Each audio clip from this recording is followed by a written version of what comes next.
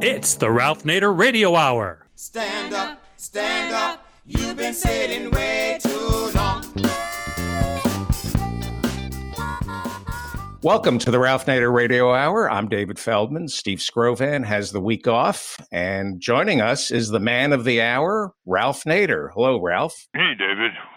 We got a real humbling show today, I'll tell you. Get ready, listeners.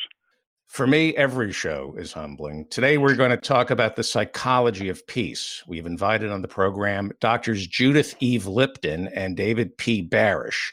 Dr. Lipton is a psychiatrist, and Dr. Barash is a professor of psychology. They have spent a lot of time studying the Central American nation of Costa Rica. Now, on July 4th, Trump insisted we witness in Washington, D.C., a full-on display of America's military might. That's quite different from Costa Rica, which is the only full-fledged and totally independent country to be entirely demilitarized. Its military was abolished in 1948, with the keys to the armory handed over to their Department of Education. And although it's only 94th in the world for GDP, Costa Rica is in the top 10 on various measurements of health and well-being. Can America learn anything from Costa Rica? Dr. Lipton and Dr. Barash believe we can. They have co-authored the book Strength Through Peace: How Demilitarization Led to Peace and Happiness in Costa Rica, and what the rest of the world can learn from a tiny tropical nation. Then we turn our attention to the issue of surveillance capitalism. Regular listeners will recall our interview with Professor Shoshana Zuboff. She wrote about Facebook and Google and how they're making money by marking our every move. That's why in the second half of the program, we're going to talk to the founder of consumer watchdog, Harvey Rosenfield, about how companies are using our data to create profiles that shape how much they charge us for online purchases. This can lead to all sorts of discrimination. In other words, you can be charged not based on the market price, but rather on how much more they think they can charge you. They're calling it surveillance scoring. Mr. Rosenfield, along with others, has written a report about that and also filed a complaint with the Federal Trade Commission to do something about that. And also joining us will be the co-author of that report, Laura Antonini. She's the policy director for the Consumer Education Foundation. As usual, somewhere in the middle, we will cut away for a minute to check in with our corporate crime reporter, Russell Mokhiber. We have a full show today, so let's kick it off by hearing from a couple of mental health professionals about how one country has truly achieved peace through strength. Dr. Judith Eve Lipton is a psychiatrist and distinguished fellow of the American Psychiatric Association. Her husband is Dr. David P. Barash, an evolutionary biologist and a professor of psychology at the University of Washington. Together, they have authored numerous books on sex, war, and human nature. Their latest collaboration is entitled Strength Through Peace: How Demilitarization Led to Peace and Happiness in Costa Rica, and what the rest of the world can learn from a tiny tropical nation. Welcome to the Ralph Nader Radio Hour, Dr. Judith Eve Lipton and Dr. David Barash. Thank you. Well, thank you so much. We're delighted to be here. Welcome indeed. We're going to focus on Costa Rica. It's a little country between Nicaragua and Panama. There's about 4.5 million people. Has a remarkable history in a highly troubled, junta-dominated, militarized region of Central America. And it's amazing how many Americans have never really heard about the advances in Costa Rica. They've heard about the tourism, people going down there, some of them expatriates living there. But it's not exactly taught in school, even though it's the only full-fledged and totally independent country in the world to be entirely demilitarized. The country practices sustainable resource management, such as reforestation, the development of solar and wind power, expects to be carbon neutral in a few years. Hunting is illegal. 25% of the land mass in Costa Rica is parks and reserves. The government supports universal health care, especially maternal and child health. The country has even a blue zone an area where people live extraordinarily long and healthy lives. Education is available to all. Pensions are available to all. Doctors Lipton and Barash, how in the world did this country evolve to where it is today? Well, first of all, I want to thank you for your question. And in our book, we discuss exactly how that happened. We think that Costa Rica evolved its unique place in the world due to good luck and good judgment. And it was a combination of the two that led to this extraordinary place. The good luck had to do with its location. Costa Rica, it was a very difficult place for the Spanish to conquer. They weren't able to go in and take it over the same way they were, for example, countries in South America, because when they arrived on the East Coast, it's very dense rainforest and lots of malaria. And in order to get people onto the West Coast, they had to ship them around the base of South America. So the few people who made it to Costa Rica, the few gringos, white people who made it, were pretty highly motivated to set up an agricultural society. Although Costa Rica means rich coast, Costa Rica doesn't have much in the way of gold or silver or exploitable minerals. The people who came there were farmers, and they made an extraordinary decision. This is the good decisions part. When they faced a monetary crisis in the late 1820s, they were dealing with import-export things. Instead of raising taxes and disenfranchising peasants, they gave people guaranteed deeds to their own land and enough land to raise a family on, like 5 hectares. A hectare is 2.5 acres. So the good luck was having no gold, no silver, no minerals, and a difficult terrain. And the good decisions happened in most part, I think, because the leaders were influenced by the French Revolution and imported a lot of their ideas into this country. You know what's interesting about your book? Listeners, we're talking to Judith Lipton and David Barash, authors of this book, Strength Through Peace. I like the title. How demilitarization led to peace and happiness in Costa Rica, and what the rest of the world can learn from a tiny tropical nation.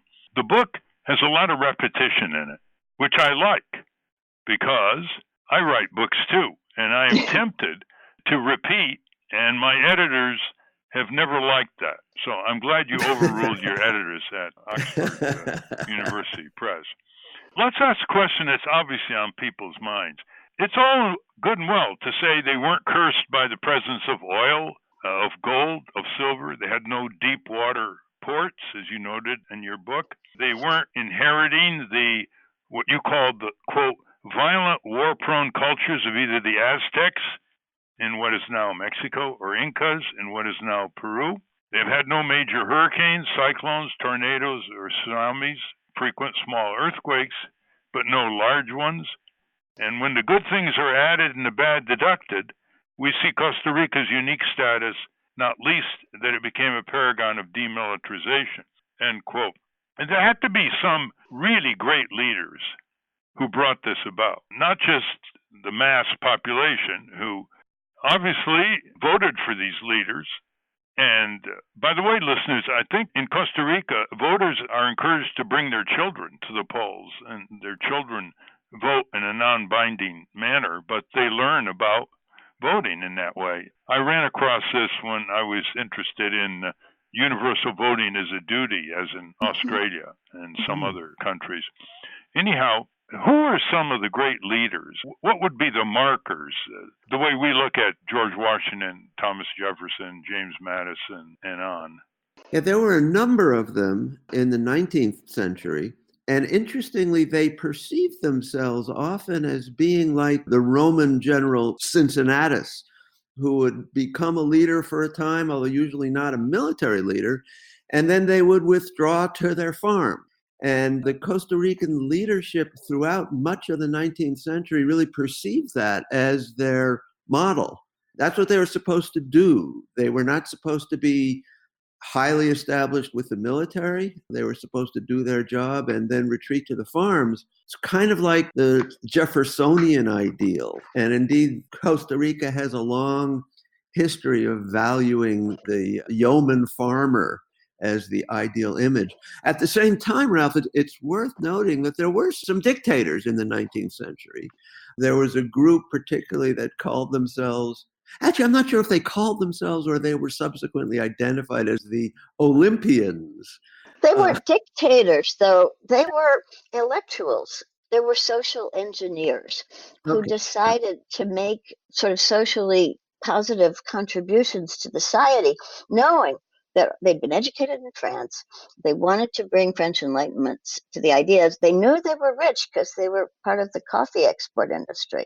But they self-styled themselves as Olympians, and they coined the word pura vida, the typical Costa Rican expression that life is good, as a marketing tool, as a psychological kind of happiness incentive, because the word pura vida is inserted maybe every sixth word in a common Costa Rican conversation. Like, how are you doing today? Are you going to the store, pura vida? It's a tick, a verbal tick. They inserted that deliberately in order to increase the happiness of the country. But I think it appears to have worked. There's one leader who stands out in the 20th century as the most ingenious leader, I think. My hero is Jose Figueras, who was also a rich coffee farmer. And interestingly, there have only been 2 wars in Costa Rica in 400 years. Get your mind around that for a minute, Ralph. Between 1600 and here we are in 2019, Costa Rica has had only 2 wars, one in 1857, one in 1948. In those 2 wars, there were only roughly 3,000 casualties in each. And by the way, at the risk of interrupting here, the 1857 one was a result of an invasion by a fellow named William Walker, who was an American who attempted to invade them from Nicaragua to take over and establish a slave state. He was repelled. By farmer soldiers, by the way. That's right. Yes. It was an entirely volunteer army, and the hero Juan Santa Maria. Juan Santa Maria was a young guy who threw a flaming torch into the filibusters' little cottage and caught them on fire. But that was an invasion by the filibusters to try to make a slave delivery company out of Nicaragua and Costa Rica for the Southern Confederacy. And Costa Rica resisted. In 1848, though, there was a brief civil war that was led by a guy named Figueras, Jose Figueras, who's known as Pepe. And he had studied at Harvard, and he had learned about Gandhi, and he'd really internalized values of, I think, both nonviolent social reform and the outcomes of a positive society. So he went back to Costa Rica, and his opponent was a Catholic guy who actually formed a liaison. The Catholics and the communists formed a liaison to defeat Mr. Figueras. They were all in favor of the same things, like universal health care and improved social infrastructure. But Figueras led an army of his own people against Calderon, his opponent, took over and won the war with like 2,000 casualties, and then immediately set up a state of 18 months where he was, in fact, the dictator, but was going to hand the keys of the government back to a guy named Ulate, and he did it. He was dictator for 18 months. He handed the keys back to the guy who had officially won the election. But his first act as the dictator of Costa Rica was to take a hammer, bash in the door of the armory, and hand the keys of the armory to the Ministry of Education. Now, this is the key for our listeners. 1948 was the year of demilitarization. They actually shut down the armed forces. The country has, obviously, police to keep order and enforce the criminal laws, make sure they're observed. They have an independent judiciary. So when they shut down the military, why didn't the generals revolt? There weren't very many to begin with. There was no draft. and there was no particular social status associated with being in the military. It just wasn't very important to them, and it kind of didn't matter. They were in favor, I think, of Figueres's changes. Figueres did an amazing thing, by the way. I have to get this in. So if you think about 1948, that was like really in the inception of the Cold War. And Figueres knew that he had a difficult task because if he embraced social progress or anything that looked like communism, he was going to get intervention or objection from the United States. So the other thing Jose Figueres did when he became president was he literally made communism illegal. He was, by the way, later an international peace advocate of some repute. But getting back to the demilitarization, the question that occurred to me, and may occur to our listeners, Costa Rica lives in a very dangerous neighborhood. You have Honduras, El Salvador, you have Guatemala. They've experienced tremendous violent turmoil, incredible poverty, mass ethnic massacres, intrusion by the U.S., foreign policy, and by Nicaragua, oligarchs. Particularly. And so how does Costa Rica avoid two things? One, being inundated with fleeing refugees from neighboring countries to a point of domestic political crisis, and two, being invaded simply because of whatever pretext adjoining countries might want to make to avail themselves of whatever financial stabilities and whatnot that Costa Rica would offer them. How do they protect their borders? Well, let me answer that in a few ways, and that's a really important question. One thing is they are, in fact, inundated by refugees, particularly from Nicaragua. It's estimated that there now may be something like 500,000 Nicaraguans laboring in Costa Rica, not unlike what's happened in the United States. That is to say, people coming to Costa Rica because of its extraordinary economic opportunities and social policies. And so that is a real problem that they're facing. At the same time, the Costa Rican government has been really remarkably welcoming. They provide social services. A child born of someone in Costa Rica, regardless of where they came from, automatically is entitled to all these benefits. But it is a bit sad that the Nicaraguans do tend to be the lower class at this point within Costa Rica. So in answer to your first question, they are a bit inundated. I have to say something about that, David. That a child who's born in Costa Rica is deemed to have an unalienable right to have his parents or her parents and family with him or her. Yeah. So the minute a baby is born, they get more immigrants. Sure, let's not sugarcoat this. There is growing resentment among Costa Ricans of this inundation of Nicaraguans prodded by a corrupt leftist government that isn't even leftist anymore. Sure. It's a kleptocracy.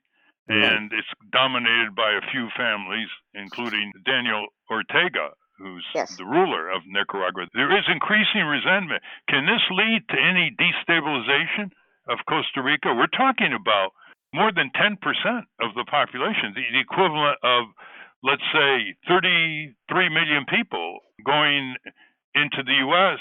undocumented from the southern border. 33 million people is the equivalent. What kind of turmoil is going on there? There certainly is the opportunity for instability, and there is some going on even now, but it's really trivial by comparison to what goes on in all of the rest of Central America. And I think a big reason for this is the social stability that exists within Costa Rica and that has existed for so very, very long. They've had what Judy very effectively called a happy childhood, meaning not just the individuals, but the country as a whole. That country has a very deep tradition at this point of stability, even in the face of a degree of poverty. And so it's certainly conceivable that there could be more problems yet down the road. But I think the kind of the smooth path, in a way, that Costa Rica has experienced in its history, and also by virtue of the social services that are now provided, I think this really serves to minimize the likelihood of real disruption. It reminds me a little bit of what happened in 19th century Germany under Bismarck, where he initiated Social Security really for the first time in the world, not because he was a do-gooder or a bleeding heart, but because he wanted this organize a degree of stability within Germany. Now, well, fortunately, let me interrupt you there. In Scandinavia, because of the influx of refugees from the Middle East, North Africa, has provoked the rise of anti-immigrant political parties and political leaders. Is that beginning to happen in Costa Rica? And what's the state of political parties in Costa Rica, briefly? My understanding right now is the big hot button issue in their 2018 election was gay marriage. And Costa Rica continues to have a left-wing president, but there's been a rise of evangelical churches, particularly in the northern part, Guanacaste, who are taking gay marriage as their particular signal issue. And that, to some degree, is turning the country to the right. Not immigration as much, because immigration, what happens in Costa Rica, and this isn't pretty, is that the infrastructure of work is done by immigrants, whether it's picking coffee or hanging electrical lines or fixing your dryer or dealing with building a house. Illegal immigrants are the ones who are doing the work. And they get paid and they're covered by the same social network. There's a minimum wage. They still get coverage by the Caja, which is the public health department. But Costa Rica is really dependent on the labor of illegal immigrants to get their nastier jobs done. I think it's worth noting that right now, of course, there's all this hassle about immigrants from Central America flooding into the United States and, according to Mr. Trump, causing some sort of national security emergency, which I think we can all agree is absolute nonsense. But it's fascinating to note that among those immigrants who are escaping, trying to escape horrible situations in Central America, there appear to be virtually no Costa Ricans. The Costa Ricans really are happy and satisfied with the country that they've established. Again, I think it cannot be emphasized too strongly that this is almost certainly not a simple correlation with the fact that Costa Rica has abolished its military. They're the only country around really who's done that, and the only country in the neighborhood whose people are not trying so desperately to escape. I think there's an enormous lesson to be learned there.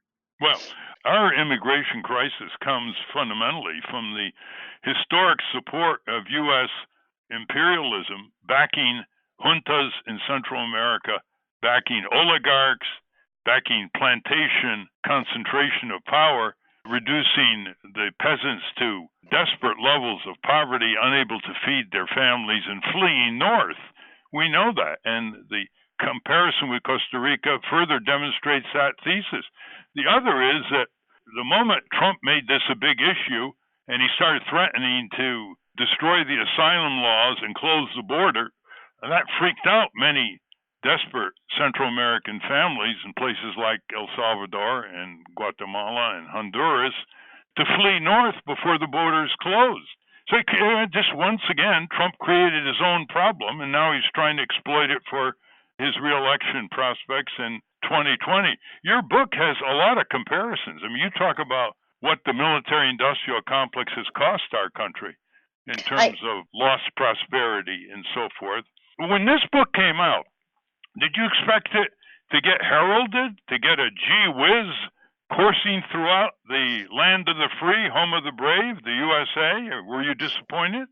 Ralph, I think every time someone writes a book, they have that secret hope that it will cause a profound gee whiz response. Not to be surprised here, it did not. There were certainly some positive respondents, but I think this is a message that Americans need to hear, but by and large are not very receptive to these days. Why don't you try putting out a shorter version for youngsters to be used in schools? That's a great idea. I just have two quick comments. Part of the reason Costa Rica doesn't have to defend its borders is that it would be easier for rich countries to simply buy Costa Rica, and effectively they have, rather than to invade it. For example, Chinese investment in Costa Rica is huge. Amazon is opening up another 2,000 jobs, and we'll have close to 10,000 shortly. Costa Rica is like a Disneyland theme park for much of the world. And so, in effect, it's already been invaded. There's no reason to send tanks. You send tourists and banks. And I think that's in process. The other thing that's unique, why it's hard for children to learn this, is that the people in Costa Rica now have never faced a war or a draft. They don't have a sense of historical trauma. So unlike, say, the First Nations in Canada or the Aboriginals in Australia, Costa Rica has virtually no indigenous peoples, no remnants from the time before the Spanish invasion. And the people who came there afterwards have had 400 years of almost unlimited national peace. They fight with each other like crazy over women and over bulls and over horses and over land. They set each other property on fire sometimes, just for spite and to lower taxes. But they haven't had to face national displacement or invasion. So part of the problem is that in a country like the United States, at least I feel a burden of historical trauma. I carry within me the remnants of the Holocaust, and I carry within me at this moment the horror of nuclear war. So I'll never get over those fears. To teach peace the Costa Rican way would be to somehow help people get rid of that post-traumatic stress disorder that's culturally infused.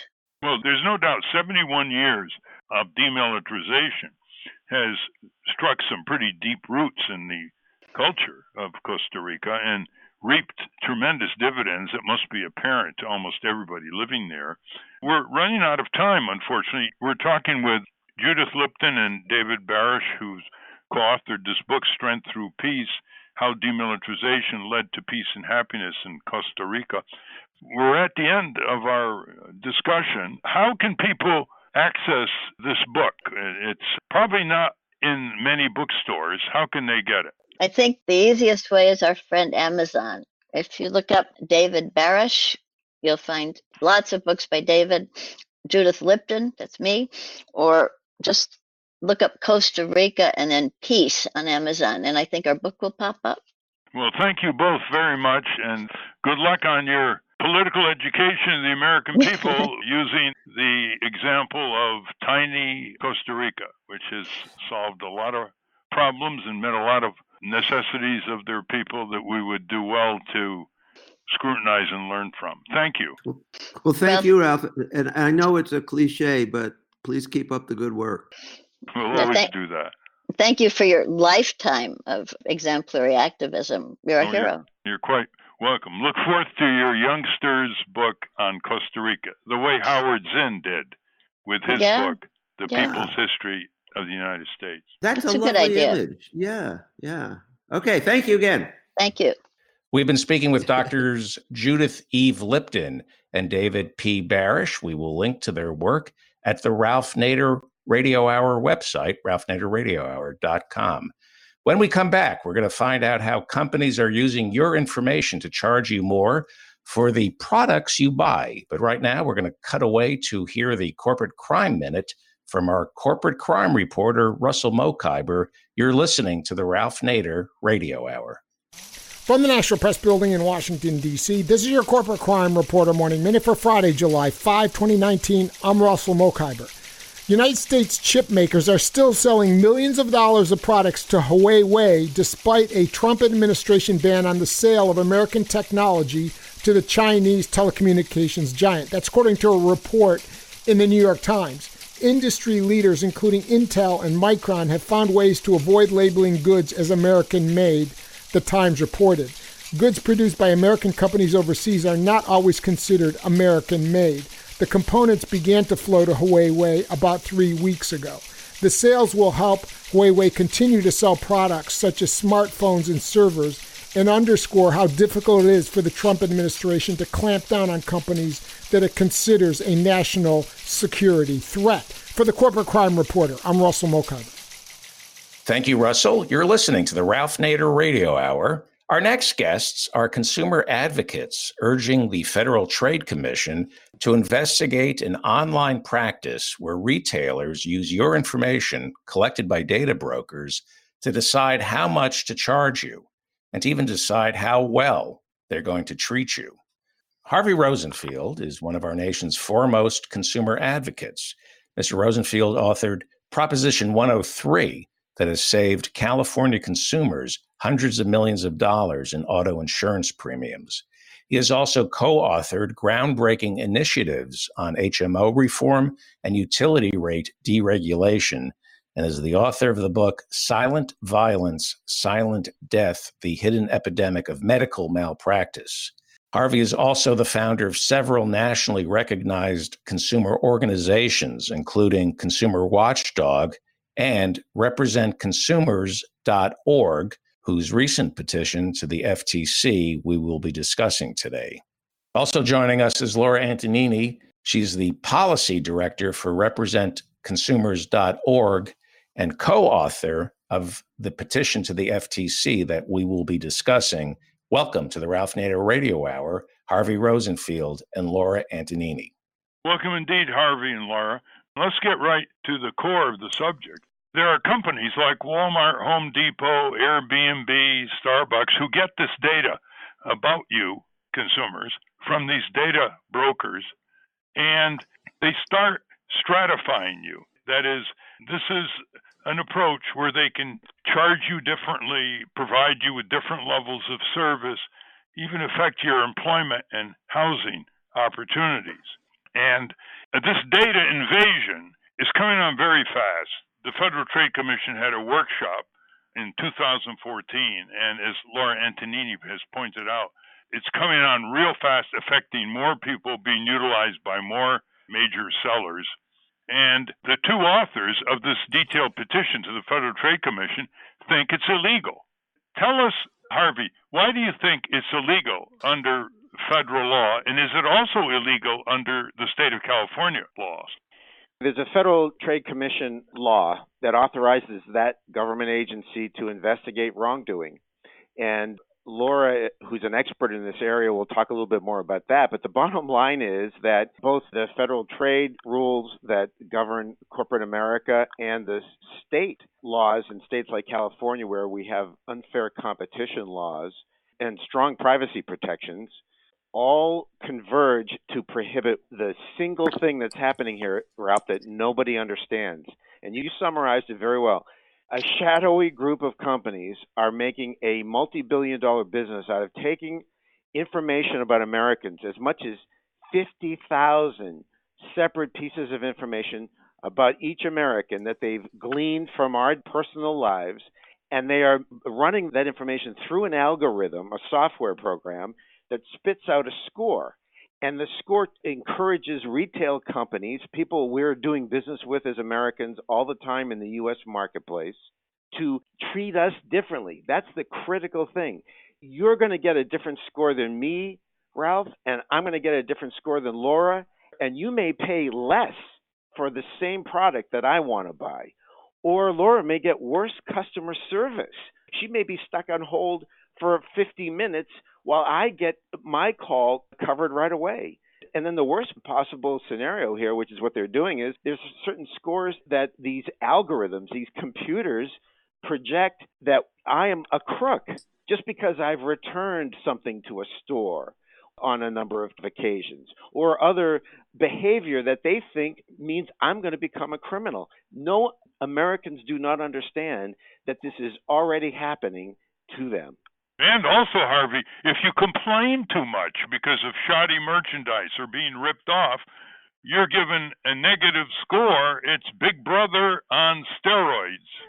Can you imagine, Ralph, if the singular accomplishment of your amazing career has been to empower consumers to understand that they have rights and the ability to push back?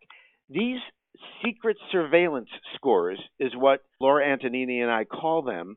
These secret surveillance scores punish people who have the temerity to challenge something. Let's say I bought something online or at a Walmart or a Home Depot and it didn't work, and I dared to bring it back. I dared to ask for my money back because the product didn't work. I'm going to get treated like a criminal going forward. I may even be denied the right to buy products in the future based on these algorithms. This is economic dictatorship. By the way, listeners, you should know that Harvey Rosenfield's hypothetical example that he just went through where he included me, it's totally hypothetical because they can't do this to me because I don't shop online. And by the way, they can't do it to people who walk into stores and pay the publicized price, right? It's only when you surrender completely to online purchasing that you're exposed to this. Well, that's the price discrimination part. But in terms of being able to return something at a retailer or to even transact business, or if you bought something at a brick and mortar store in the United States and then you called customer service to complain, all of those activities which we have traditionally done on the street, on the ground, in the real as opposed to digital world, all of those things could come back to bite you in this scoring. And so by the only way you can really escape is to pay cash, to go into a store, pay cash. They don't know who you are. They have no record of your credit card or debit card or PayPal purchase, right? Well, I'm going to turn that over to Laura because you supposed a moment ago that if you had no digital profile, Ralph, you were suggesting that you have zero online profiling because you don't transact commerce online. But Laura investigated, and there have been a few tiny studies that show, correct me if I'm wrong, Laura, dive into this, that if you don't have any personal profile, you could be charged more than if you do have a digital profile. Laura? Yeah, I mean, the tool that we used to conduct the test that showed price discrimination at Home Depot and Walmart, it was me. And of course, I have a huge data trail. I'm a millennial. Everything is on my phone. My privacy settings are bad. So everything is all out there about me. And so I did a search for products like a hammer or white paint or anything like that. And it conducted the same search with an anonymous server that had absolutely no data trail. And I got charged more. So you think they can even get at cash customers by surcharging cash customers? You're not paying with a credit card? Too bad. You're going to have to pay more for this paint or this wrench. Let's get real specific for our listeners. In your petition, you give examples and you say what you found is that Walmart and Home Depot were offering lower prices on a number of products to the anonymous computer compared to real people. For example, a 5-gallon tub of Glidden premium exterior paint would have cost consumers $119 compared with $101 for the anonymous computer, end quote. What's the anonymous computer?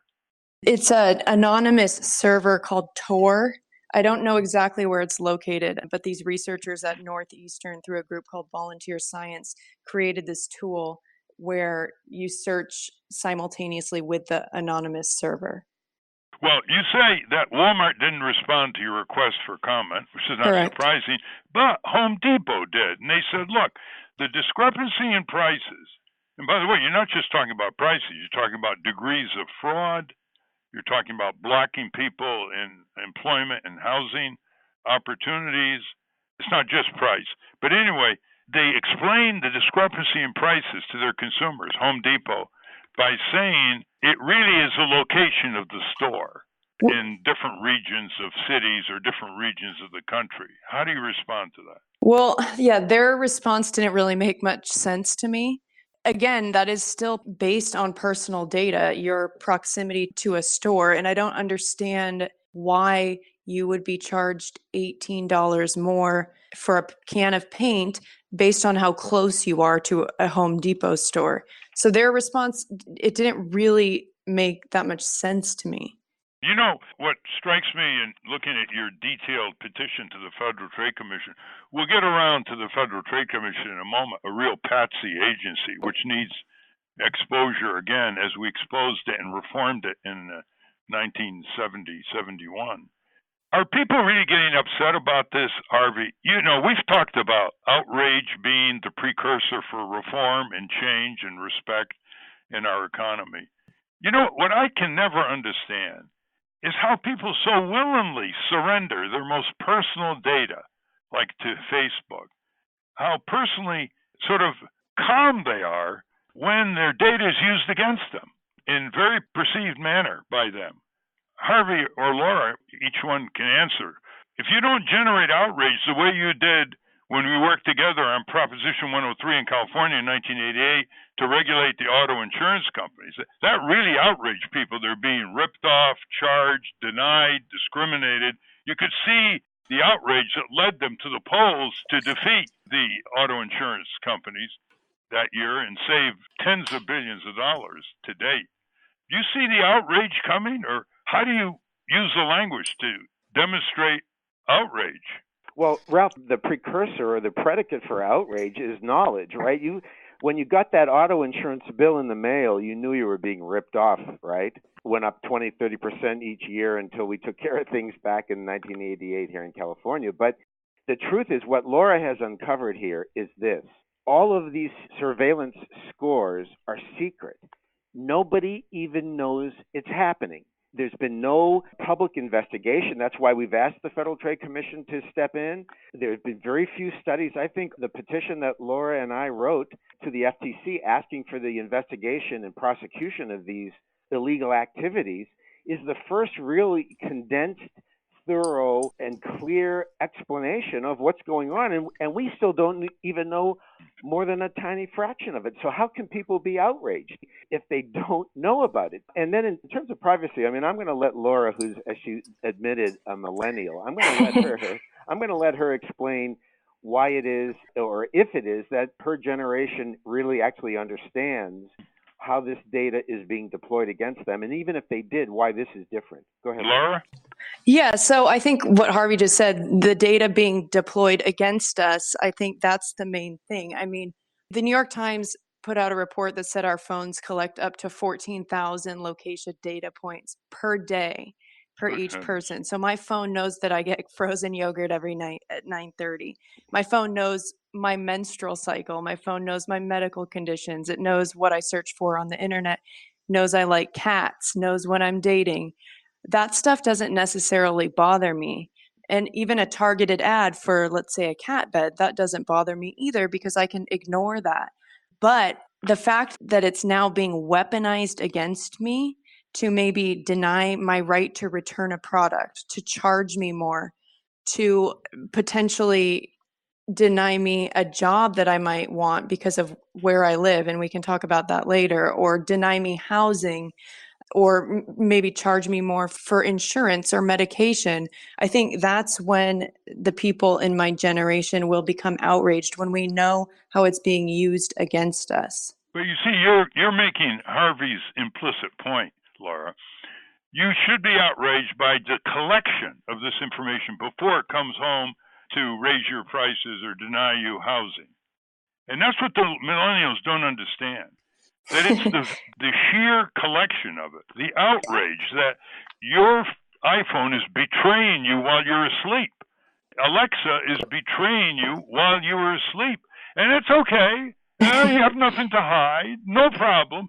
Until it reaches critical mass with merchandising strategies and begins to damage your livelihood and your standard of living.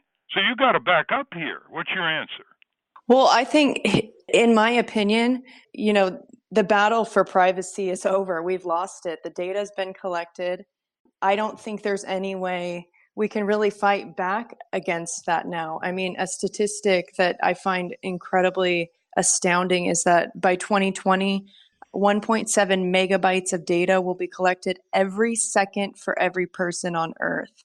And that adds up to put it in perspective, 147 gigabytes per day, meaning that in less than 48 hours, the amount of data collected about each person would exceed the storage of most mobile devices. That's a train we can't stop. Why not? Why not expand the cash economy and surcharge credit purchases or have a cash discount and get out of this incarcerated that develops the kind of inevitable philosophy that you just articulated? I mean, it's possible we could, but, not to sound fatalist, but it's like all the information that's already collected is out there. Yeah, but you can follow the European process, which is giving consumers more rights to go dark on these electronic molesters. There's no way out the way you're portending, because the Federal Trade Commission, let's face it, they're going to have your detailed petition, and they're just going to sit on it. In 2011, the Federal Trade Commission signed a detailed consent agreement with Facebook, outlining all kinds of violations that they agreed not to continue. And the Federal Trade Commission, to this day, has not enforced it. There are rumors that they're going to fine Facebook $5 billion, a drop in the bucket. There's some contention between the FTC commissioners over whether to penalize Mark Zuckerberg and other officials and restructure the process. I don't know if they're going to prevail. It doesn't look like it. But imagine, it's 8 years after a delayed enforcement agreement, and they've done nothing. So I don't see any light at the end of the tunnel, Laura or Harvey, unless we push for the restoration of a cash economy. And if they try to identify you by optical intrusion when you're in a store, you can sue them under tort law. Well, let me respond to a couple of things. I mean, neither Laura nor I are defending the collection of data. Our point is that a lot of other organizations and indeed people around the country, our lawmakers and regulators have been discussing how do people put better controls on the collection of their data. And as you pointed out, the European Union is way ahead of the United States on this. Our point is different. Our point is that data, in the meantime, that data is out there. And now for the first time, it's being actually deployed on an American by American basis against each of us to treat some of us better than others of us. The context of that is really important. Most Americans are still suffering in one way or another from the crash in 2008 where Wall Street nearly destroyed our economy. And while Wall Street and the executives and big corporations all got bailed out, Americans did not. And that sense of being in a two-class system of the haves and have-nots, which is so counter to everything that this country was built upon, that sense of being treated differently and being powerless has deeply pervaded our country. And so I think that when people hear about, for the first time, that these scores are discriminating among Americans and some people are getting better deals and the haves get, as they always do, get a better response at customer service, and the people who are poor or don't do a lot of shopping or are mischaracterized by these algorithms, they get turned into second-class citizens. I think there will be a pushback from the public. One way to really generate pushback, Harvey, well said, what you just stated, is to say that no government in the United States could legally do to you what these corporations are doing that Laura and Harvey are describing in their petitions of the Federal Trade Commission. No federal or state government could basically issue a decree that poorer people or people with poor credit would have to pay more for groceries in a grocery store or for health care or to go into a hardware store and buy paint. Now, that's what I mean when I talk about the corporate government. The corporate government is a government. When they make you sign compulsory arbitration provisions without you even knowing it and deeply embedded in fine print contracts, they are taking away your right of trial by jury. There's no state and federal government that can do that constitutionally. They would be immediately blocked in the courts.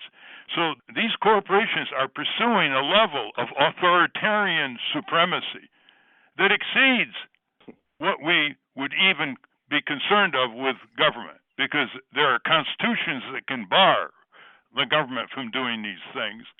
But corporations, unless Harvey and Laura's petitions succeed, are getting away with it at an exponential level. 1 month from now will be much, much more than it is today, affecting your livelihood, the prices you pay, the services you get, the employment and housing opportunities you're entitled to. What can people do to contact the Federal Trade Commission and say, respond to your petition? What can people do? Do you have their website? Yeah, I mean, certainly I think people can submit complaints supporting what we've said. And we've set up an email, scores@representconsumers.org. Of course, we'd love to hear about people's opinions on this matter. Representconsumers.org. You can send your complaints to Laura and Harvey or whatever suggestions you have, but also let the Federal Trade Commission that there's a blizzard of support from people around the country for your petition. Do you have the Federal Trade Commission website? FTC.gov. Okay, it's FTC, standing for Federal Trade Commission, .gov. And then on the homepage, there's like at the very top, a link to file a consumer complaint. And they can actually get your full complaint and download it, right? Yeah. By going to... If you just go to our website, it's on our homepage, representconsumers.org. One last question before we ask David for his comment or question. Are you getting consumer groups all over the country supporting you? Consumer Federation of America, Consumers Union, state consumer groups. Are you building that kind of momentum? We're hoping to. We just released this, as you know, last week. We just submitted it to the Federal Trade Commission, and so we're going to start reaching out there. We're also going to reach out to people on Capitol Hill in both the House and the Senate, because this is no longer a partisan issue. It's true that both parties have been historically very close to the tech industry in Silicon Valley, but there is a dawning realization to a great extent by what happened with the Russian interference through social media in the 2016 election. I think there's a growing realization by all parties involved in this, including the companies themselves, that something has to be done here to protect the public against this wanton misuse of technology. So we're going to reach out to the consumer groups and members of Congress and urge the public, urge your listeners, Ralph, who are very educated and active people, to get on the phone to their members of Congress and to call or write the Federal Trade Commission and urge them to support this petition, which they can download at representconsumers.org. And if they want to write us, as Laura mentioned, here's the email address, scores@representconsumers.org. And we shouldn't exclude recognizing a real shadowy data broker with the bizarre Orwellian name of SIFT, S-I-F-T. And SIFT brags. It says it offers evaluations to major companies like Starbucks and Airbnb. It brags on its website, listen to this, that it can tailor, quote, user experiences based on 16,000 plus real-time signals, putting good customers in the express lane and stopping bad customers from reaching the checkout, end quote. And SIFT, S-I-F-T, was talking to the Wall Street Journal just in April. Listen to this, that it rates customers on a scale of 0 to 100, likening it to a credit score for trustworthiness. You know what I would do with SIFT if I were you, Laura and Harvey? I would publicize the names of their CEOs, board of directors, and expose them, and then give them a credit score of 0. Jumping back to something you said, Ralph, earlier about the corporation government, I just need to make this comparison between what the companies are doing with scoring and what the Chinese government is doing with its social credit system. It uses surveillance data about its citizens to score their, quote, general worthiness. They have 200 million public surveillance cameras picking up like facial recognition data. They know when people jaywalk, and then they take info about people's digital purchases and from their cell phones. And they use this information to create social credit ratings about its citizens. Your score decreases in China if you jaywalk, if you play video games, if you post too much on social media, if you don't pay bills on time, if you drive poorly, if you smoke cigarettes, if you make, quote, frivolous purchases.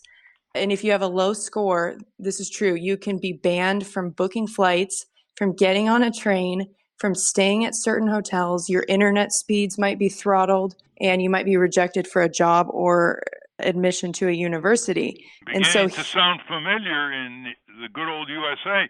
By the way, the technology and initial software for what you described as going on in China came from U.S. corporations. Yes, so exactly. Rather than the authoritarian government of China, here we have U.S. corporations and the clandestine data firms working for them using the same techniques to surveil and score Americans. So just like in China, if you might not be able to book a hotel because you have a bad social score, here at Best Buy, you might not be able to return that $3,000 laptop because you have a high fraud score.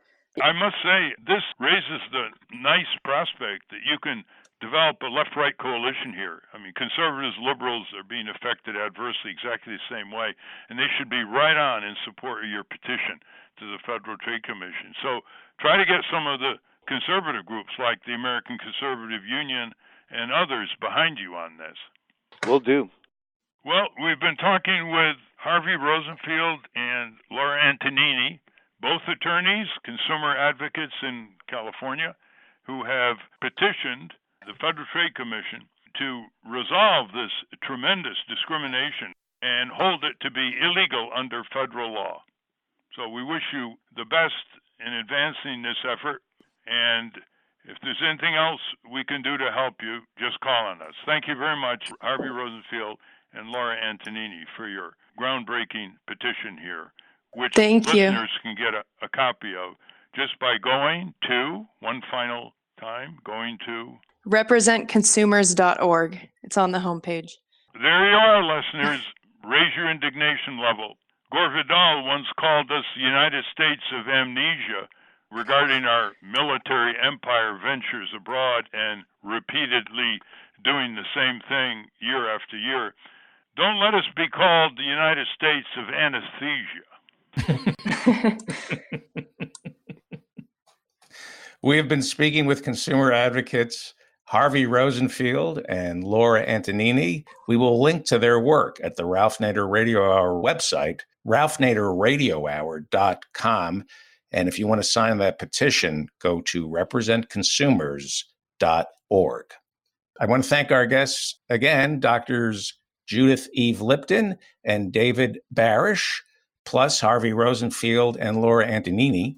And for those of you listening on the radio, that's our show. But for you podcast listeners, stay tuned for some bonus material we call the wrap-up. I'm David Feldman. Steve Scrovan returns next week. Join us next week on the Ralph Nader Radio Hour. Thank you, Ralph. Thank you, David. Thank you, Jimmy. I think Donald Trump might have read my book, To the Ramparts. He is just replacing an 8-foot fence around the White House with a brand new, expensive 13-foot high fence around the White House. Hi, this is Jimmy Leewert, producer of the Ralph Nader Radio Hour, and welcome to the wrap-up. First, David asked Dr. Judith Eve Lipton and Dr. David P. Barash about the rates of domestic violence in Costa Rica. I want to give David some time. Do you have any comments, or are you totally aghast, David? Are you totally speechless? I am. I have so many questions, and we don't have time. I wanted to ask you, do we know the rates of domestic violence in Costa Rica? Do we know how men treat women there? I don't have any recent data. Do you, Judy? I know that there's a high incidence of domestic violence, and I participated in the attempts of a woman who was being stripped of her children and her land and her house by an estranged husband. I went to court on her behalf. Domestic violence is high. Per capita, how does it compare to the United States? I would have to look that up. I can't answer that. I mean, there's no question it's a Latin American macho culture, and I wouldn't be surprised if it's at least as high as the U.S. That's surprising. I'm surprised by that. Yeah, well, we weren't happy about it, what we observed either. I wonder if I could add a few things, and obviously you could use them or not, with regard to the demilitarization process. One is that Figueres did a number of very brilliant things, one of which had to do with his motivation for demilitarization. When Figueres eliminated the military, he did it in part because he recognized that the military would constitute a major threat to himself. And he was quite overtly concerned that the U.S. would use the military as a cat's paw, ultimately to depose him. And so he did what was essentially the right thing, maybe for the wrong reasons, but it turned out to be a very good thing. Also, after Figueres took power, as Judy mentioned, one of his really brilliant moves was to outlaw the Communist Party, but he then proceeded to institute almost all of the policies of the Communist Party. However, by virtue of having outlawed the party, the US government felt, oh, well, this must be our friend. He's an anti-communist. And so they refrained from attempting to overthrow him, unlike what they did in almost all of the rest of Central America. He was a brilliant strategist and knew about symbolic politics as well. Yeah. This book, by the way, listeners, has been praised by Daniel Ellsberg, Bill McKibben, Helen Caldecott, Richard Falk, David Krieger, Michael Clare, and John Horgan. I'm sure some of those are quite familiar because our listeners are known to read and think. I did get an answer about the femicides, the rate of domestic violence. Oh, please go ahead then. So according to August 15th, 2018, the government of Costa Rica registered 3,004 femicides since 2008 to 2018, and there were 15 in 2018 alone. And they've also registered an increase in sex crimes with 46,754 reports of sex crimes between 2010 and 2016. Courts received 286,597 requests for protection of women from 2012 to 2018. What we knew about violence against women, what I personally learned about was trafficking. I knew in our village there was a man who was making child pornography, and I also knew another man who had a closet full of women that were being trafficked and were illegal immigrants into Costa Rica, but on their way to routes north. So both the sexual abuse of children and trafficking in persons, also trafficking in organs. Costa Rica is one of the best places in the world to buy a kidney if you're so inclined. There's an underside to Costa Rica that I find quite appalling, but I had personal experience with knowing that it was so. So could you extrapolate from this that in America, our militarization does not lead to domestic violence? No, not at all. No, I think that violence between men and women has been a problem since before we were hominids. Males abuse females in order to obtain sex. That's been true for hundreds of thousands of years, and Costa Rica's demilitarization didn't change the basic facts of human nature. The abuse of children is also something that goes on in every culture. Just in Costa Rica, for us, it was more personal because it was happening in this little tiny village where we knew where the house was. We knew where the women were kept. So I don't think demilitarization, like in Costa Rica, when a man wants to murder another man, he's more inclined to use a machete than he is to use a gun. Because machetes, everybody's packing a machete. And they go to these fiestas and they pick a bite at the bar and then they slice away at each other with machetes. The reality is that it's not the Garden of Eden. It's a wonderful place in many, many ways. It's a real place. It's not a postcard, But as real places go, it's absolutely extraordinary in the demilitarization. I mean, the Reagan administration hated Costa Rica during the 1980s because they refused to participate in the Contra War. They've done a huge number of wonderful things, but they're still Homo sapiens with all the problems that our species experiences. Let me give you one other example of sexism in Costa Rica. Yeah. We have an enormous dog, 140-pound dog, and it's very much legal to take dogs out on the beach. I'd gone to a local bar with this dog, tied him to a 6x6 post and order a drink, and a female in heat came by, and our dog bolted and pulled the 6x6 out of the cement platform, went free. The bar collapsed, and my dog went after the dog in heat. I thought, oh my God, like what's going to happen? How much am I going to have to pay for this? But instead, the bar owner came out shaking his fist at that bitch who had tempted my dog. And he never charged me a penny for my dog toppling the roof on his bar because he thought it was only natural that my dog would chase that bitch in heat. Right? That's a degree of machismo that totally surprised me. Have you heard of the Quincy Institute? No. No, I have not. It's just getting underway. It's supported by George Soros and Charles Koch. No, Okay. and the whole idea, listen to this. Yeah. The statement behind the Institute, which will be located in Washington, says, quote, "The foreign policy of the United States has become detached from any defensible conception of U.S. interests and from a decent respect for the rights and dignity of humankind," end quote. Wow. So there you are. Look it up. There's a bit of hope here when those two guys get together. Yeah, right. We need some hope, Ralph. Keep it up. I have a question, if you don't mind, about social engineering. My daughter studied with Laura Nader, Ralph's sister, about control, how societies control us, and we don't even know about it. Earlier, you talked about social engineering through language. Could you explain that? Yeah. How they changed the language in Costa Rica? Yeah, I can. It was strange, David. The Olympians, these very rich coffee exporters, did a lot of things to placate and create a middle class. So they really pushed for people to have enough land to be able to raise a family. They pushed for an infrastructure, including like busing and access to jobs.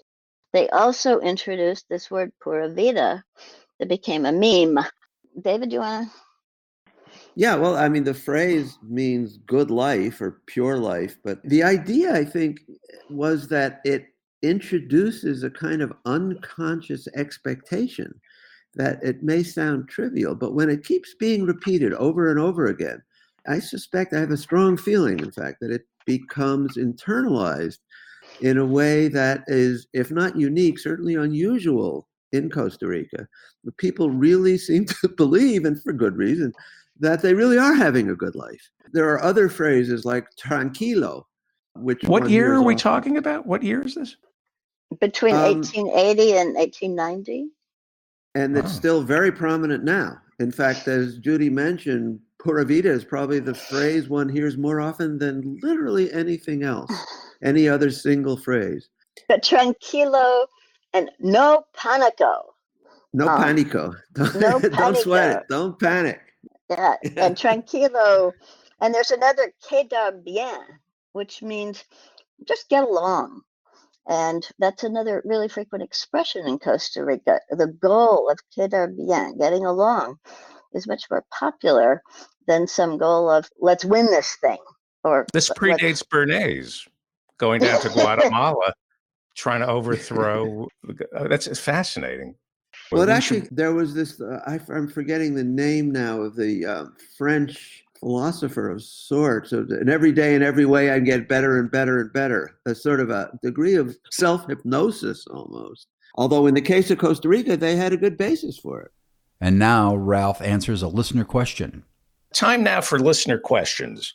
Over the past few weeks, Ralph, a couple of our listeners have taken issue with your use of the word socialism, particularly your use of the term corporate socialism.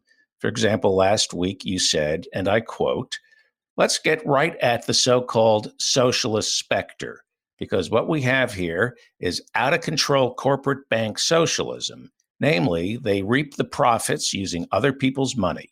They enrich themselves at the top of the company. They make money for money, which isn't a very productive enterprise. And then they send the bill to Washington when their whole edifice collapses," unquote.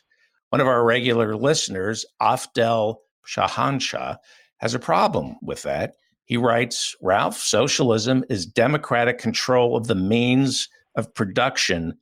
Language matters," unquote. Ralph, how do you define socialism, and what do you mean by corporate socialism? Socialism is government ownership of the means of production. That's the original definition.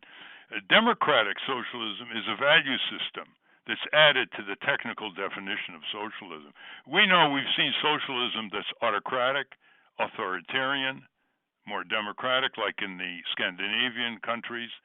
So you don't want to say, well, socialism is democratic, but there's no such thing as democratic capitalism, democratic cooperatism. You got to watch the normal tendency when you favor a certain way of organizing economies of putting an adjective before it as if that goes with the noun. It doesn't go with the noun. The noun is the economic definition. The adjective depends on the people, whether they make sure that socialism is open, accountable, not controlled by backroom plutocrats and enrichers. And the same is true for corporate capitalism, that you can't simply say, well, corporate capitalism is democratic corporate capitalism. I hope I've made myself clear on this. Yes. Because if Bernie Sanders uses the word democratic socialism, he explains it. He doesn't just assume it. He explains it by saying Medicare for all or a living wage. He gives examples. If you were advising Donald Trump, we've had George Lakoff on. He's the author of Don't Think of an Elephant, and he teaches liberals and progressives how to frame the conversation. Would Donald Trump be wrong? Would that be a misstep to start calling Bernie a socialist? Wouldn't that backfire, according to George Lakoff? Well, that's the argument, but Bernie is not going to back down. That's his identity ever since he ran for mayor of Burlington, Vermont. No, what I mean is, wouldn't it backfire in Trump's face if he tries to paint Bernie as a socialist, thinking that would scare the American people? It would if Bernie then paints Trump as a corporate socialist. That is, corporations taking over government, which is called the corporate state, which Franklin Delano Roosevelt in 1938 message to Congress called fascism. So we've got to be very careful with our adjectives and our nouns. You could call Trump a corporate supremacist. You could call him a Wall Street stooge. If you want to avoid ideological economic descriptions like socialism and capitalism. But unless Bernie hurls back an accurate description of Donald Trump's Wall Street over Washington form of government, turning the government against its own people, he will always be on the defensive, however explanatory he responds. Well, I think you just nailed it when you said he just has to push back and say, we need to put an end to corporate socialism. And that's a wrap. Stand up, you've been sitting way